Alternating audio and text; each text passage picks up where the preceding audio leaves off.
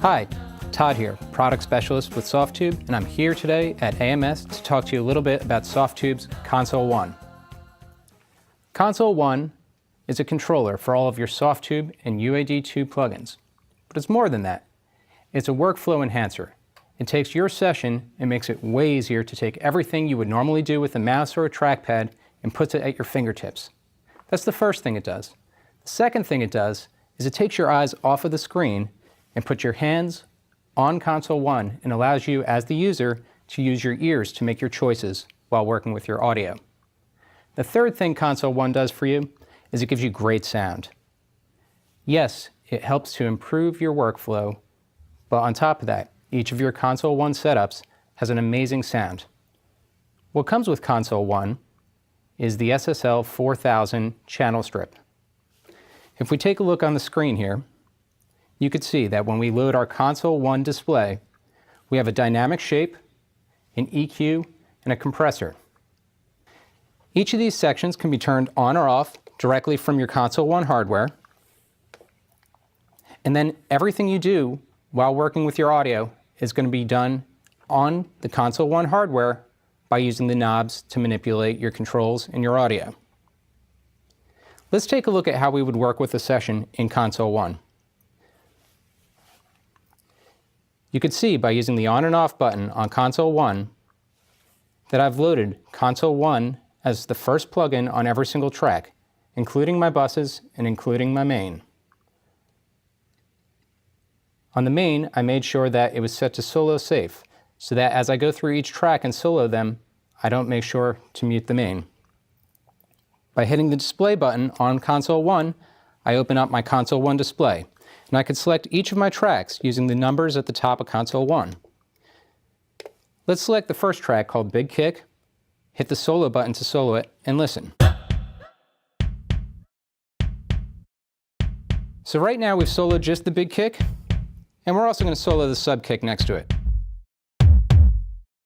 We notice that the sub kick is a little loud, so using the volume knob, I'm going to turn the sub kick down, and I'm going to group the sub kick with the big kick by hitting group and selecting both tracks at once. The first thing I'm going to do is add a little bit of grit to this kick by using the drive knob.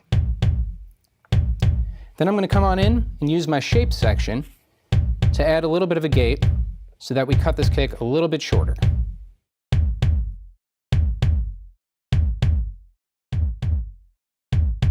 Now we've lost some of the punch, so I'm going to use the punch knob underneath to bring the punch back in, and even pull back the sustain a little bit more.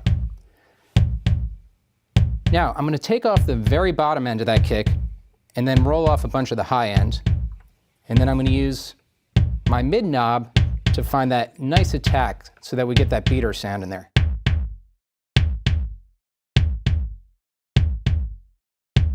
And then let's smooth it all out with a little bit of compression. The compressor already seems to be working pretty well. I'm going to lower the release time, and I'm going to bring some of the dry signal back in with some parallel mixing. Let's listen to the kick without any processing. I'm going to bypass it. It's kind of muddy, kind of thumpy, but when I put Console 1 back in,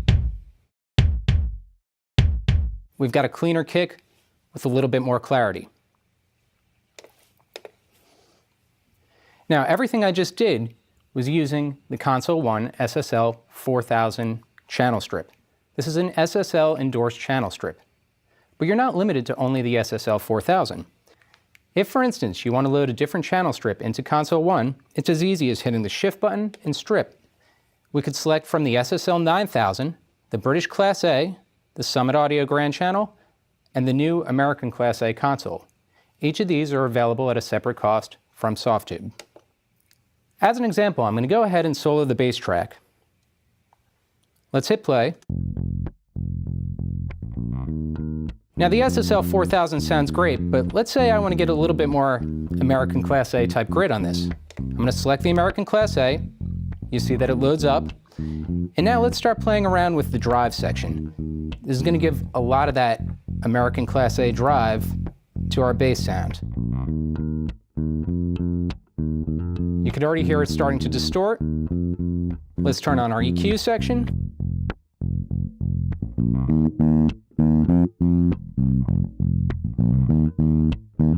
And we're going to roll off some of the highs. Let's just smooth it out with a little bit of compression.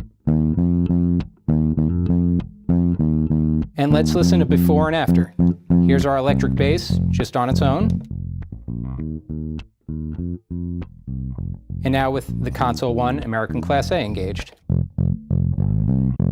And just to level match it, I'm going to use the knob on Console 1 to bring my volume down. By the way, each of the knobs on Console 1 are fully automatable, which means you can write any of these knobs directly into your DAW on Console 1. One of the great features of Console 1 is that you could use it with all your Softube plugins, but additionally, you could use it with your UAD2 plugins. I've got a Wurlitzer track pulled up here. Let's listen to it soloed. Now it's not bad, but it's a little thin to my taste. I'm going to come on in and switch out just the EQ section in Console 1 modularly for a UAD2 plugin. I'm going to hit Shift, EQ, and you can see I have all of my Softube and UAD2 plugins right there. Let's select a Pultec EQ. Now if you're familiar with the Pultec EQ, the controls are a little strange. They're laid out in a triangle-shaped pattern. One of the beauties of Console 1 is it maximizes your workflow by putting everything in the exact same spot every time. So when I see high mid gain, it's always my high mid gain. When I see threshold, it's always my threshold. It doesn't matter where it was on the original hardware or on the plugin. It's always going to be mapped to the exact same area. So now if I turn on my EQ, you could see that my Wurlitzer has a UAD2 plugin that's pulling off the power of the DSP card on my Apollo Twin, and I can now come on in and with ease manipulate my Pultec in an easier manner than I would using the plugin directly. Let's listen to this.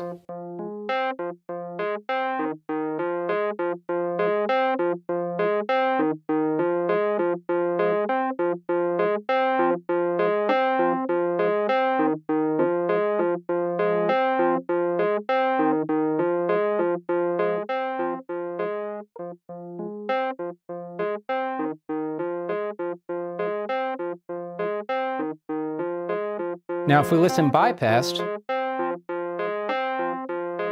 here's our original signal, and with Console 1 and the Pultec engaged, we get this.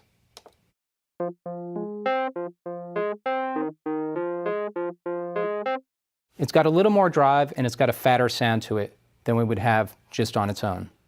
Console 1 is also the perfect interface when tracking with the Universal Audio Apollo. Let me show you. Everything we looked at today was for mixing. However, when I hit Mode and Shift, it takes us over into Apollo Central. Now Console 1 becomes our controller to control the Universal Audio Apollo while tracking. One of the best parts of Console 1 is that it's DAW agnostic. What I mean by that is since it acts as a plugin on every single channel, you could use it with any DAW and it works flawlessly.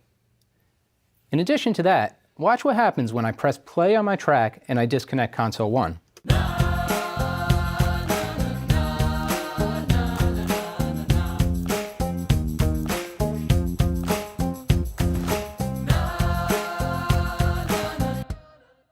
You notice that my DAW did not crash and everything continued to run. Even all the plugins that I had loaded on Console 1 still continued to work. That's because Console 1 interfaces with the plugin directly in your DAW.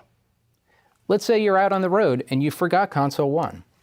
Well, you could still work with all of your tracks. You just click Console 1 as a plugin and you'll notice that I can still manipulate all of my controls directly on the GUI of each one of the plugins. One of the great things about Console 1, not only does it sound great and make your workflow easier, but it's an all-metal construction, and for a great price, you get a quality product that comes with an SSL 4000 built into it. That means when you purchase Console 1, you get a complete package. To find out more about Console 1, please head over to AmericanMusical.com.